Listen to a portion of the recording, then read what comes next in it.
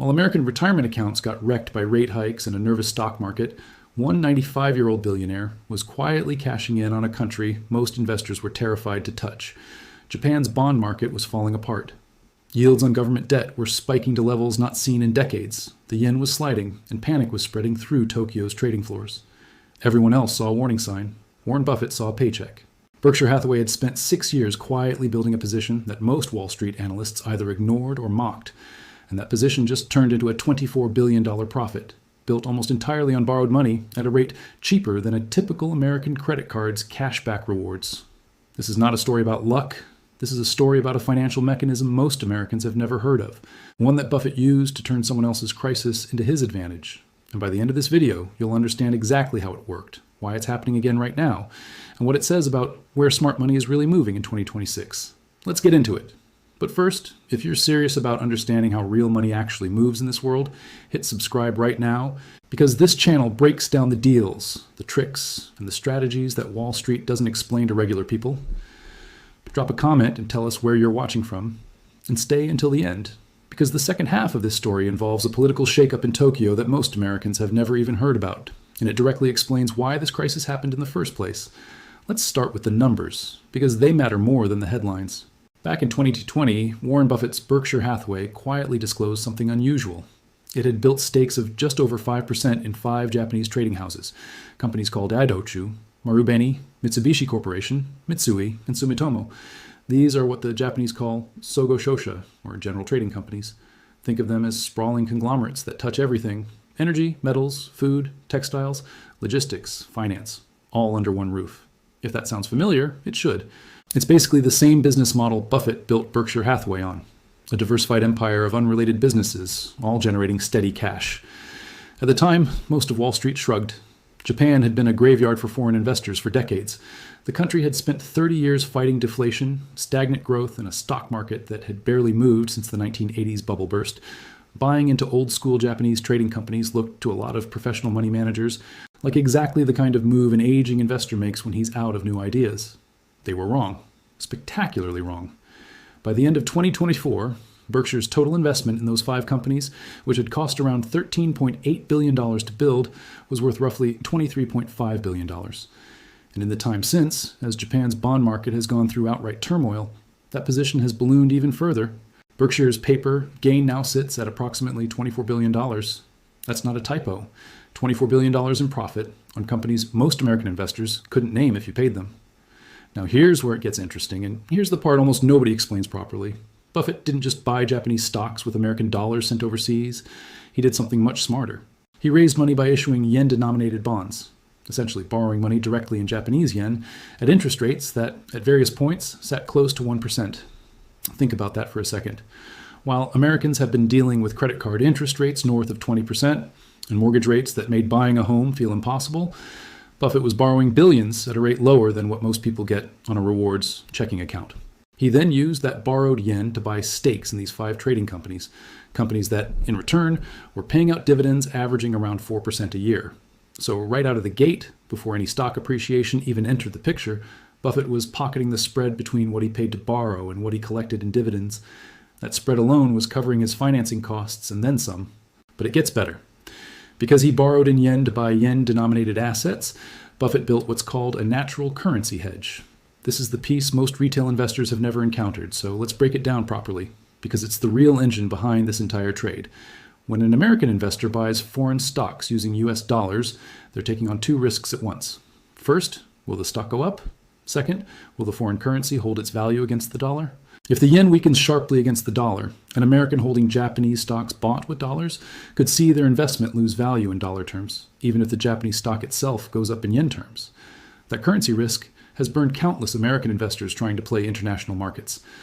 Buffett sidestepped that risk almost entirely. Because his debt was in yen and his assets were in yen, the two sides moved together. If the yen weakened, his liabilities got cheaper to pay off in dollar terms, offsetting any currency drag on his Japanese assets. If the yen strengthened, his assets gained value. And yes, his debt became more expensive, but by then, the underlying stock gains were doing the heavy lifting. Either way, Buffett wasn't gambling on the currency.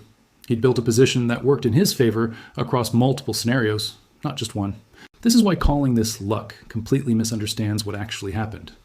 Luck doesn't structure a multi-billion-dollar position across 6 years, using a financing mechanism most institutional investors don't even use correctly. This was architecture. This was Buffett and his team, specifically people like Greg Abel and the investment side of Berkshire, identifying an entire country's financial system, understanding its interest rate environment, understanding currency mechanics, and building a position designed to profit almost regardless of which direction Japan's economy moved next.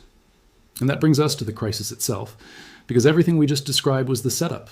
The real fireworks happened when Japan's government bond market actually started falling apart in recent months. Yields on longer-dated Japanese government bonds spiked to levels the country hadn't experienced in decades. The yen came under serious pressure. Investors around the world started asking whether Japan, a country famous for ultra-low interest rates for over 30 years, was entering completely uncharted territory. For most investors holding Japanese assets, that kind of volatility is terrifying. For Buffett, given exactly how this position was financed and structured, it became rocket fuel. So what actually triggered this bond market chaos in Japan? What does it have to do with a new prime minister nobody in America has been paying attention to? And why does Buffett's own shareholder letter reveal exactly how much dividend income this trade is now generating every single year?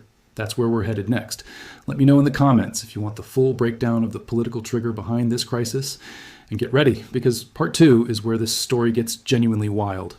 Let's pick up exactly where we left off, with the political spark that lit this entire fire. In late 2025 and into early 2026, Japan got a new prime minister, Sanae Takaichi. And almost immediately, her administration signaled something markets had not seen from Japan in years. Aggressive fiscal stimulus plans and proposed tax cuts at a moment when Japan was already sitting on one of the largest government debt loads of any developed economy in the world. Investors looked at that combination and got nervous fast. More government spending, more tax cuts, and a central bank that had only recently started stepping away from decades of near-zero interest rates. That's a cocktail that makes bond investors sweat. And they didn't just sweat quietly. Within a span of roughly 10 days, yields on Japan's 40-year government bonds spiked in a way that stunned even seasoned traders. When bond yields spike that fast, it means investors are demanding a much higher return to keep holding that government's debt, essentially pricing in more risk, more inflation, and more uncertainty about Japan's fiscal future. At the same time, the yen started sliding against the dollar, adding another layer of pressure. Put simply, Japan was staring down the kind of bond market sell-off that, in most countries, would trigger genuine panic. Quick reminder before we go further.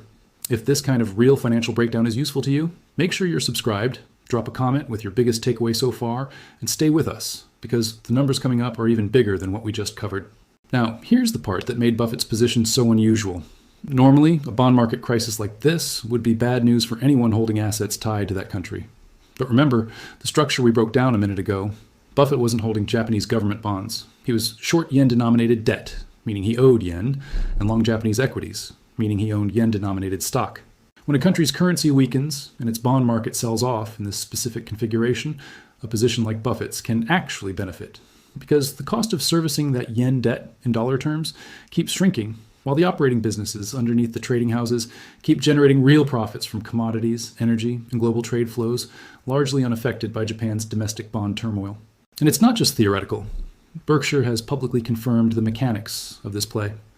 In shareholder communications, Buffett revealed that Berkshire recorded roughly $2.3 billion in after-tax gains directly tied to its Japanese yen-denominated bonds, including about $850 million in a single recent year alone, largely driven by dollar strength against the yen.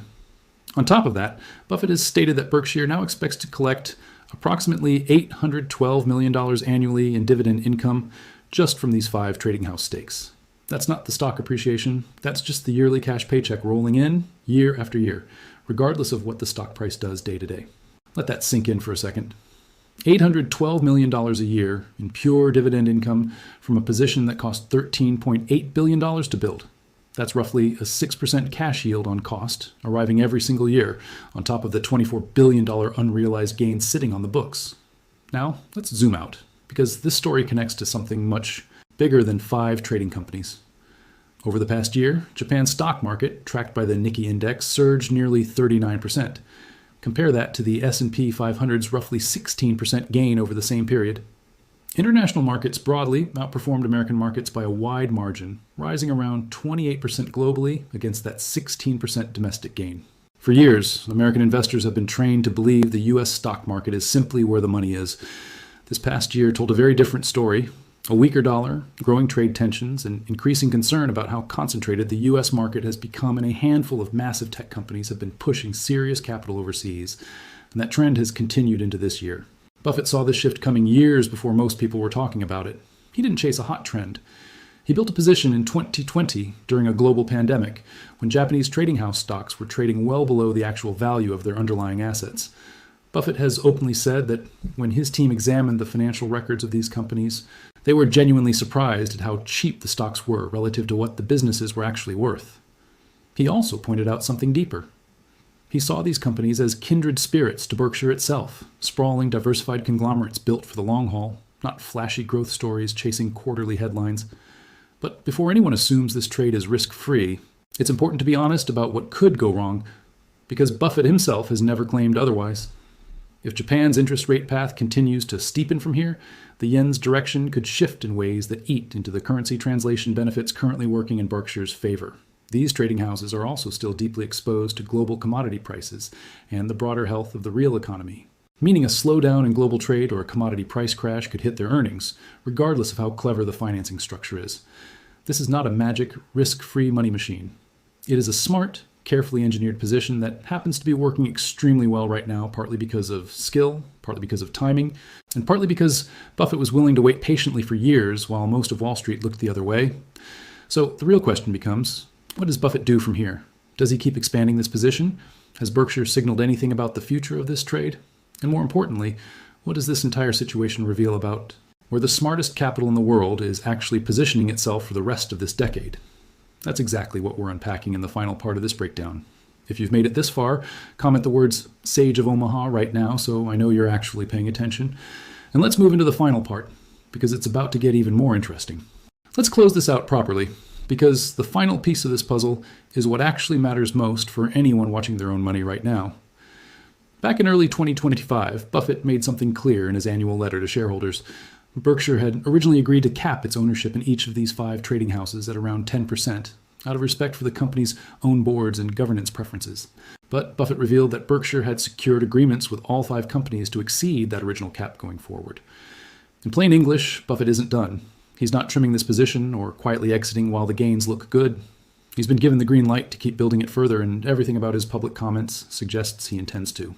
In fact, back in 2023, when a CNBC interviewer asked him directly about these Japanese holdings, Buffett didn't hedge at all. He said plainly that it's worked out very well so far, and that Berkshire will likely be in these stocks for 10, 20 years. That's not the language of someone looking for an exit. That's the language of someone who found a business model he trusts, at a price he liked, financed in a way that minimizes his downside, and who fully intends to let time do the rest of the work. This is peak Buffett philosophy in action. Find wonderful businesses, buy them at a fair price, finance them intelligently, and then simply wait, sometimes for decades, while the market eventually catches up to what you already understood. Here's the broader lesson hiding inside this entire story, and it's one that applies just as much to a regular investor in the US as it does to a $200 billion conglomerate. Buffett didn't get rich off this trade by predicting Japan's bond market crisis. Nobody, not even Buffett, has that kind of crystal ball. What he did was build a position years in advance that was structurally set up to benefit from multiple different outcomes. If Japan's economy grew steadily, he'd benefit from rising trading house profits and dividends. If the yen weakened, his yen-denominated debt became cheaper to service. If global commodity demand stayed strong, the trading house's core businesses kept humming along. He wasn't betting on one specific outcome. He was betting on optionality, patience, and buying real, cash-generating businesses at prices that gave him a wide margin of safety. Compare that to how most everyday investors approach international markets, or frankly, how a lot of people approach investing in general. Most retail money chases whatever's already gone up. Money floods into a stock or a sector after the headlines have already been written, after the gains have largely already happened, and after the risk has quietly shifted from underpriced opportunity to overpriced hype. Buffett did the opposite. He walked into a market everyone had written off during a global pandemic when fear was at its peak, and bought stakes in unglamorous, boring, cash-generating companies that Wall Street had zero interest in talking about. Nobody was making YouTube videos about Itochu or Marubeni in 2020. Nobody was excited about Sogo Shosha trading houses. And that's exactly the point. The excitement, the hype, the crowded trade, that's usually where the real opportunity has already been squeezed out. There's also a bigger macro signal buried in this story that deserves attention, because it's not really about Japan specifically, it's about where global capital is heading in 2026. For over a decade, the prevailing wisdom among American investors was simple. Just buy the S&P 500, just buy US tech, and don't bother looking overseas because nothing outperforms American markets over time. This past year alone directly challenged that assumption. International markets broadly outperformed the US by a meaningful margin.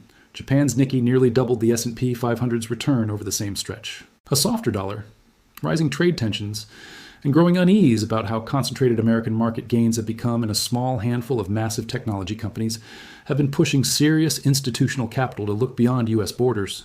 Buffett, as usual, was early to this shift, not late to it. None of this means everyday investors should rush out and buy random Japanese trading. House stocks tomorrow expecting the same result. Buffett's position took 6 years to fully mature, was financed using tools and access that retail investors simply don't have.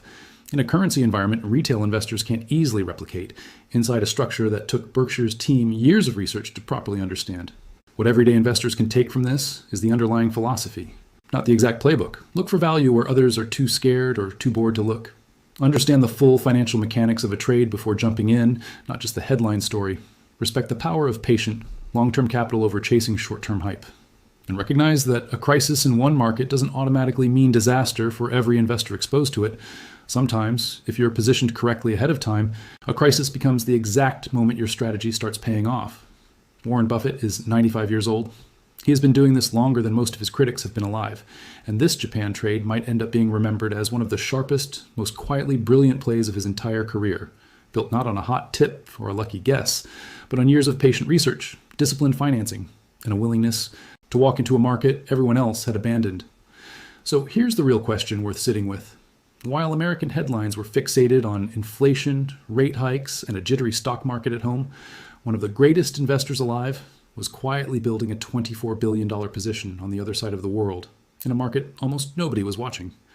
What market is everyone ignoring right now, that people will be talking about 5 years from now the same way we're talking about this one today? If this breakdown gave you real value, hit subscribe right now, because we cover stories exactly like this one every single week. The real mechanics behind the biggest money moves in the world, explained in plain English. Drop a comment below with what surprised you most about this story, and share this with someone who still thinks Warren Buffett only invests in American companies. Thanks for watching until the very end. We'll see you in the next one.